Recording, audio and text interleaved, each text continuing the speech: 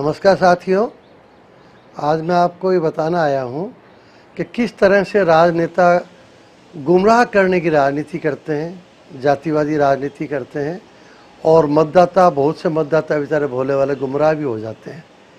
अब जैसे राजस्थान के मुख्यमंत्री अशोक गहलोत साहब हैं, इनके भी घोषणा आप लोगों ने पढ़ी होगी अखबारों में कि ओबीसी और SC ST का आरक्षण बढ़ाया जाएगा। कैसे बढ़ाया जाएगा?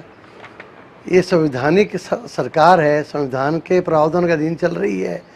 संवैधानिक प्रावधान इनको पता है और क्या ये कर सकते हैं ये भी पता है, क्या नहीं कर सकते ये भी पता है। फिर भी चुनाव आ रहे हैं तो कुछ तो गोली गिटानी पड़ेगी। अब जैसे एक आपको बताऊं कि इन्होंने OBC का आरक्षण बढ़ाने की बात की, SC ST का आरक्षण बढ़ाने की बात की। क्या आधार दिया कि जिनकी पॉपुलेशन बढ़ रही है। अरे भैया, पॉपुलेशन के अनुपात में आरक्षण नहीं है ये। आर्टिकल 15 और 16 का जो आरक्षण है वो पॉपुलेशन के आधार पर नहीं है, अनुपातिक आरक्षण नहीं है। अनुपातिक आरक्षण के प्रावधान जो है वो आर्टिकल 334 में है। पॉलिटिकल आरक्षण जो है वो अनुपातिक प्रतिनिधित्व की बात करता है। वहाँ तो ये कह सकते हैं और वहाँ बढ़ता भी है।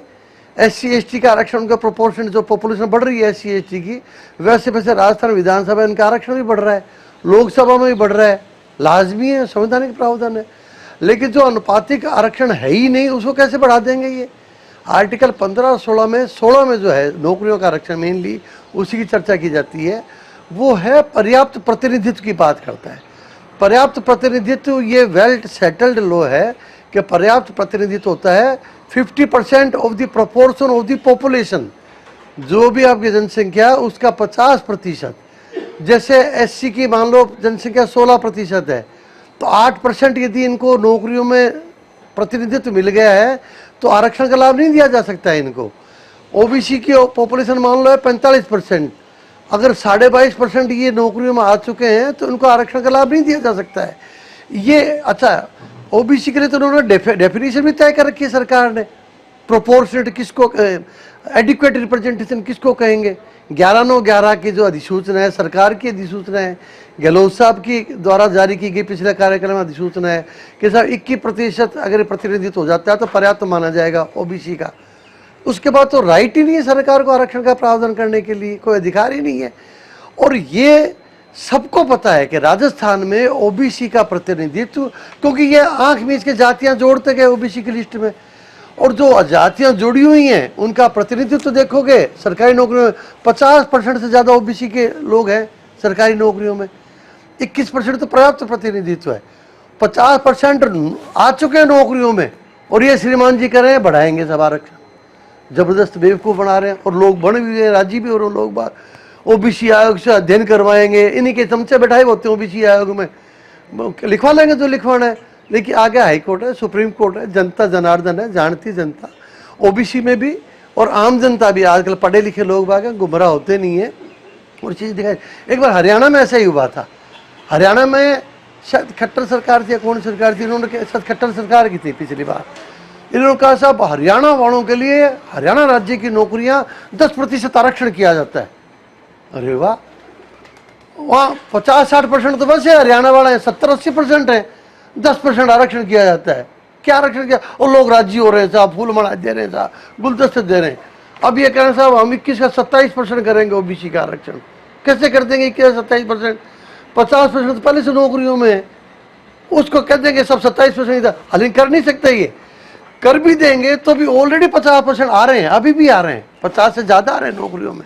हमारे पास आंकड़े हैं जहाँ 100% जो पोस्ट हैं वो आरक्षित वर्ग की ही भरी जा रही हैं और ये बेवकूफ़ बना रहे हैं साहब। क्योंकि OBC वर्ग के लोग भी बहुत पढ़े लिखे इंटेलिजेंट होने लगे हैं, जनरल सीटों भी आ रहे हैं, वैसे भी आ रहे हैं, तो क्या कर देंगे आरक्षण करके?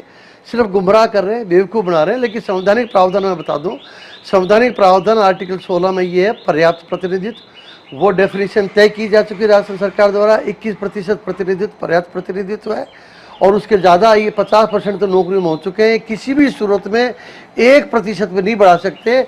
और जो MBC का इन्होंने 5% अलग से किया है वो भी अंडर चैलेंज है, वो भी इन्होंने मतलब रिस्क लेके किया है। और जब भी फैसला आएगा इनके नानी याद आ जाएगी गहलोत साहब को, क्योंकि हमने उस याचिका के अंदर इनको इन पर्सन पार्टी बनाया हुआ है। संवैधानिक शपथ का उल्लंघन करते हुए उन्होंने 5% का आरक्षण दिया है इसको, MBC को। जब भी डिसाइड होगा हमने याचना किया सर उनको दंडित किया जाए। जानबूझकर संवैधानिक प्रावधानों का और संविधान पीठ के निर्णयों का उल्लंघन कर रहे हैं।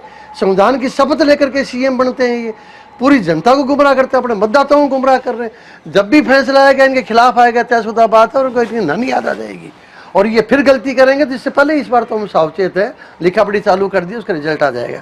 दूसरा मैं प्रावधान बताना चाह रहा हूं मैं आपको, 9 जजों की संविधान पीठ का फैसला है कि 50% से अधिक आरक्षण नहीं हो सकता। इन्होंने यहाँ 54% तो कर दिया, 10% तो ईडब्ल्यूएस का है, वो लोग गलती से जोड़ते हैं, क्योंकि जो 50% की जो लिमिट है वो आपको क्लियर कर दूं मैं, वो आर्टिकल 16(4) के आरक्षण के लिए है। 16(4) में जो भी आरक्षण दिया जाएगा, क्योंकि ये जो बढ़ाने की बात कर रहे हैं 16(4) में बढ़ाने की बात कर रहे हैं, तो 16(4) का आरक्षण 50% से ज़्यादा नहीं हो सकता। और जो एमबीसी को हमने चैलेंज कर रखा है, वो 2 बार निरस्त भी करवाया हमने, समता आंदोलन एमबीसी का आरक्षण, गुजरों का आरक्षण जिसको कहते हैं, वो इसी आधार पर कराया। तीसरी बार जब फैसला आएगा तो निरस्त ही होना तयशुदा बात है, जब भी हाई कोर्ट सुप्रीम कोर्ट दोनों में लंबित पड़ी है। और ये उस 54% को एक्स्ट्रा करना चाह रहे हैं। लोगों कहते हैं साहब अब तो ईडब्ल्यूएस आ गया, 64% हो गया, 50% की लिमिट क्रॉस हो गई, ये सब बेवकूफ़ बनाने की बातें हैं। ईडब्ल्यूएस का आरक्षण 16(4) में नहीं दिया गया है, आर्टिकल 16(6) में दिया गया है। 16(6) आर्टिकल में जो है उसमें 50% की लिमिट लागू नहीं हो रही है। इंदिरा साहनी का जब 9 जजों की बेंच का फैसला आया था, जब 50% की लिमिट तय की गई थी और जिसमें संवैधानिक मान्यता भी मिली हुई है, 16(4)(b) में उसको संवैधानिक मान्यता भी मिली हुई है, और अपना हाईकोर्ट का निर्णय भी आया गुजरों का जो पिछली बार आया उसमें भी मान्यता मिली हुई है, वो आर्टिकल 16(4) से संबंधित है, उसे 50% से ज़्यादा आरक्षण नहीं हो सकता है। ईडब्ल्यूएस का आरक्षण 16(6) में है, उसका इस 50% की लिमिट से कोई लेना देना नहीं है। तो ये गुमराह होने की जरूरत नहीं है। उस 50% की लिमिट को ये जो क्रॉस कर चुके हैं, वो फैसला आने वाला है, जब भी आएगा निरस्त होगा, गुजरों का आरक्षण में निरस्त होगा, और ये फिर वो तयशुदा बात है, ये फिर मुँह की खाएंगे। लेकिन ये इस दौरान सोचते हैं कि जनता को गुमराह करके कैसे न कैसे वोट बटोरने की पॉलिटिक्स की जाए, तो जनता गुमराह होने वाली नहीं है। अब ये किस ढंग से गुमराह कर रहे हैं ये मैं बताना चाहूँगा कि जैसे राजस्थान, अगर ये ओबीसी का भला करना चाहते हैं तो इनको आरक्षण बढ़ाने के लिए मतलब ये स्टंट चलने की जरूरत नहीं है। ये जो स्टंट चल रहे हैं ना गहलोत साहब के बढ़ा देंगे सब आरक्षण, यूजलेस स्टंट है, इससे लोग गुमराह हो रहे हैं। ओबीसी के जो गरीब और वंचित जातियां हैं, गरीब वंचित वर्ग हैं, गरीब वंचित व्यक्ति हैं ओबीसी के अंदर, उनको लाभ देना चाहते हैं। एससी एसटी में जो गरीब वंचित पिछड़े वर्ग हैं, जो वंचित वर्ग हैं, एससी एसटी में जिनको लाभ नहीं मिल रहा है, तो उनको लाभ देना चाहते हैं। तो उनको करना क्या चाहिए वो हम बता रहे हैं, इनको पता है, हमने लिख लिख के दे रखा है। वो नहीं करेंगे ये, क्योंकि उससे तो गरीबों का लाभ हो जाएगा, पिछड़ों का लाभ हो जाएगा, वंचितों का लाभ हो जाएगा। करना किसको है? इनको तो बेवकूफ़ बना करके राज में रहना है। अब अगर ये करना चाहते हैं तो राजस्थान हाईकोर्ट का निर्णय गुजरों के बारे में, भंडारी साहब जस्टिस थे, डबल बेंच थी उनकी, जिसमें आया था, जिसमें निरस्त किया था गुजरों का आरक्षण, उसमें स्पष्ट लिखा उन्होंने, 5 जातियां मेंशन की उन्होंने कि ओबीसी के 5 जातियां हैं जो सारा ओबीसी का आरक्षण खा रही हैं, उनको बाहर कर दो आप। अल्लो ओबीसी में जो रिजर्वेशन तो उसे खत्म हो जाएगा। गरीब वंचित वर्ग जो है, गरीब वंचित जातियां जो हैं, उनको लाभ मिलने लग जाएगा। करे कौन? 4-5 जातियों को बाहर कौन करे? इनको तो धनाढ्य लोगों को लाभ दे करके, गरीब लोगों को गुमराह करके, वंचित लोग गुमराह करके उनसे वोट बटोरने, जो अब ये समता आंदोलन होने देगा नहीं देगा, उनको जागरूक करेंगे हम लोग। दूसरा ये क्या कर सकते हैं, ओबीसी का वर्गीकरण कर दें। 2003 में वर्मा आयोग था, ओबीसी आयोग, यही गहलोत साहब की सरकार थी, उन्होंने कहा था ओबीसी को 4 वर्गों में बांट दिया जाए। बड़ा साइंटिफिक वर्गीकरण कर करके दिया था, ताकि क्या है, जो 4-5 जो दबंग जातियां हैं, संपन्न जातियां हैं, जो मतलब धनाढ्य जातियां हैं, जो सारे ओबीसी का लाभ या आरक्षण का लाभ लूट रही हैं, उनको 5% में डाल दो ना, बाकी 16% तो मिलेगा लोगों को। ओबीसी के जो बेचारे वास्तविक जाति हैं या जो वर्ग हैं, वंचित वर्ग, उनको लाभ मिलेगा।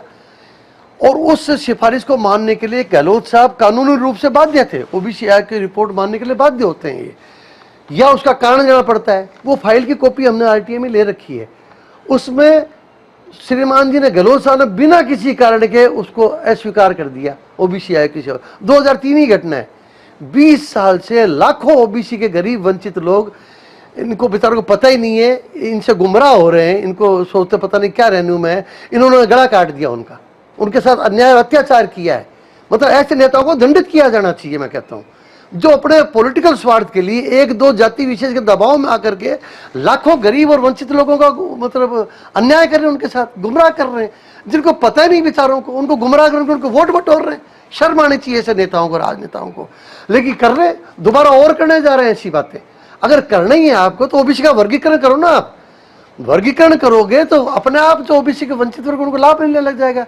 जो धनाढ़ जातियां वो जो सामान्य वर्ग में भी आ रही हैं वो सामान्य वर्ग में आती रहेंगी, उनका रिप्रेजेंटेशन तो वैसे ही एक्सेस हो रहा है। जितने परसेंटेज उससे ज़्यादा आते जा रहे हैं वो कर लेंगे अपने आप। लेकिन वो करना नहीं है इनको, क्योंकि उनको तो गुमराह करके, लोगों को गुमराह करके, गरीब वंचितों का गला काट करके, उनके वोट बटोर करके राज करना है श्रीमान जी को। तो वो अब हम होने नहीं देंगे, इसको प्रसारित करेंगे, हम तरह तरह से प्रसारित कर रहे हैं। तीसरा काम ये कर सकते हैं कि जैसे ईडब्ल्यूएस के 5 मानदंड हैं, ओबीसी में भी लागू कर दें। ओबीसी में क्रीमी लेयर का नोटिफिकेशन है, यूजलेस, बेकार नोटिफिकेशन है, मतलब बकवास नोटिफिकेशन है। 1000 में से एक व्यक्ति ओबीसी से बाहर हो रहा है क्रीमी लेयर के नाम पर, बाकी सारे लोग वही हैं। धनाढ़ और संपन्न लोग हैं, गरीब और वंचितों का हक लूट रहे हैं। बता, गरीब वंचित बेवकूफ बने तो घूमते फिर रहे। देखो आप जाकर के, आज भी गरीब वंचित ओबीसी है, वहां का वही है, क्योंकि धनाढ़ जो है एसी कारों में घूम रहे हैं और ओबीसी का लाभ ले रहे हैं साहब। क्यों? क्योंकि गहलोत साहब ईडब्ल्यूएस के मानदंड लागू नहीं कर रहे। ओबीसी में लागू करो ना इसको, 5 मानदंडों को, या वर्गीकरण कर दो ओबीसी का। गरीब वंचित जो है ओबीसी के, उनको लाभ मिलने लग जाएगा। ये करेंगे नहीं, इनको तो गुमराह करना है, ऐसे स्टंटबाजी करनी है और गुमराह करके वोट लेने हैं, और गरीब वंचितों गले काट करके ही उनके वोट लेने हैं। ये और है। SC ST में, SC ST का आप बढ़ाने की बात कर रहे हो, ये SC ST में क्रीमी लेयर लागू कर दो आप। आज की डेट में जितना SC ST का आरक्षण है, क्रीमी लेयर SC ST लेके जा रहे हैं बेचारे। 90% जो SC ST के वंचित, गरीब और कमजोर लोग हैं, तो वहीं के वहीं पड़े। बहुत से लोगों को तो पता नहीं सब आरक्षण होता क्या है, तो उनके प्रति कोई रहम नहीं है, इनके दिल में कोई वो नहीं है, दर्द नहीं है। अगर आप वास्तव में SC ST को लाभ पहुंचाना चाहते हो तो क्रिमिनल को बाहर कर दो। सुप्रीम कोर्ट की संविधान, 3 संविधान पीठों का निर्णय है कि क्रिमिनल को बाहर कर दिया जाए। नहीं करते श्रीमान जी, गुमराह करेंगे, हम आरक्षण बढ़ा देंगे, ये कर देंगे, ले जाएंगे वही क्रिमिनल लोग। बात ST को लाभ देना चाह रहे तो मीणों को बाहर कर दो। हाई कोर्ट का निर्णय है, 2014 फरवरी 2014 का निर्णय है, 1 महीने में लागू करने का डायरेक्शन दिया हुआ है चीफ सेक्रेटरी को, आज तक लागू नहीं हुआ। हाईकोर्ट ने कहा कि मीणों का आरक्षण लाभ नहीं मिलना चाहिए। ये श्रीमान जी मीना के नाम से सर्टिफिकेट बना रहे हैं, बाप दादों के रेवेन्यू रिकॉर्ड में मीना चेंज करवा रहे हैं, ये विधि क्या है? ये इलीगल है ये सारी चीजें। मीणा समुदाय को बाहर कर दो आप, ST का भला हो जाएगा। एक भी ST का, गैर मीणा ST का आदमी आज तक RS में सेलेक्ट नहीं हुआ है, एक भी। इक्का दुक्का कोई छठ हो गया तो सारे के सारे मीणा पोस्ट लेके जा रहे हैं। उनको बेचारों को वो ग्रेड 3 लेवल तक की पोस्टें दे रखी है उधर जो TSP एरिया, उसमें TSP एरिया के बाहर भी बहुत से भील हैं, गरासियाँ हैं, शहरियाँ हैं, नॉन मीणा जो असली आदिवासी हैं, जिनको इसका हक मिलना चाहिए। बहुत से, करीब 50 लाख से ज़्यादा तो असली आदिवासी है, उनको तो लाभ नहीं मिल रहा। लेकिन वो मीणों को, जिनको लाभ नहीं मिलना चाहिए, जो जमींदारा जातियां हैं, जो राजशाही जातियां हैं, जिनको हाईकोर्ट ने बाहर कर रखा है, उसको लागू नहीं करेंगे फैसले को। ये बढ़ाने की बात करेंगे ताकि फिर आगे और ले जाते रहें वो, जिसका विरोध हो। तो ऐसा नहीं है। अब लोग इसमें भी SC ST में पढ़ने लग गए हैं, समझने लग गए हैं, उनकी डिमांडें उठने लगी हैं। हमारा जो SC ST प्रकोष्ठ है, सुप्रीम कोर्ट में रिट लगा रखी है SC ST क्रिमिनल बाहर करने की। उसके अलावा भी 3 संविधान पीठों का फैसला आ चुका है, उसको लागू कर दो आप। SC ST क्रिमिनल को बाहर कर दो। अगर आप वास्तव में इनका भला करना चाहते हो तो ये कीजिए। आप 4 काम मैंने बताए हैं। एक तो आप 4-5 जातियों को बाहर कर दीजिए OBC से, OBC का वर्गीकरण कर दीजिए, और या OBC में EWS के 5 मानदंड लागू कर दीजिए, और SC ST में क्रिमिनल बाहर कर दीजिए। वास्तव में गरीब और वंचित का भला हो जाएगा। अदरवाइज गरीब वंचितों का हक लूटते रहोगे, उनके गले काटते रहोगे, और ऐसी धनाढ़ और संपन्न जातियों को आगे करते रहोगे। ईश्वर माफ नहीं करेगा आपको। ये राजनीति तो यहीं रह जाएगी, आपको यहीं भुगत के जाना पड़ेगा। ये ध्यान रखना गहलोत साहब, इस बात को ध्यान रखना। कई चीजें, बहुत से राजनेताओं का उदाहरण है, यहीं भुगत के जाते हैं वो लोग, फिर याद करते रहते हैं माथे में पड़े पड़े, क्योंकि गरीब की बददुआ लगती है। हम गरीबों के, वंचितों के और जो कमजोर लोगों के हक की लड़ाई लड़ने वाले समता आंदोलन है, हम आपको आगाह कर रहे हैं, और आप फिर से शपथ का उल्लंघन कर रहे हैं, संविधान पीठ के शपथ का उल्लंघन। आपके खिलाफ हमारा रिटेक पेंडिंग है शपथ का उल्लंघन करने की, उसमें सुप्रीम कोर्ट में। इस बार फिर पर्सनल नाम से लगाएंगे। आपको मैं आगाह भी कर रहा हूं, सावधान भी कर रहा हूं, चेतावनी भी दे रहा हूं। अगर आपने ये अविधिक रूप से, असंवैधानिक रूप से डेकोरेशन करके, झूठे आंकड़े जुटा करके ये करने की कोशिश की, या आरक्षण बढ़ाने की कोशिश की, तो कोर्ट में हम और आप आमने सामने खड़े होंगे। धन्यवाद। जय समता, जय भारत।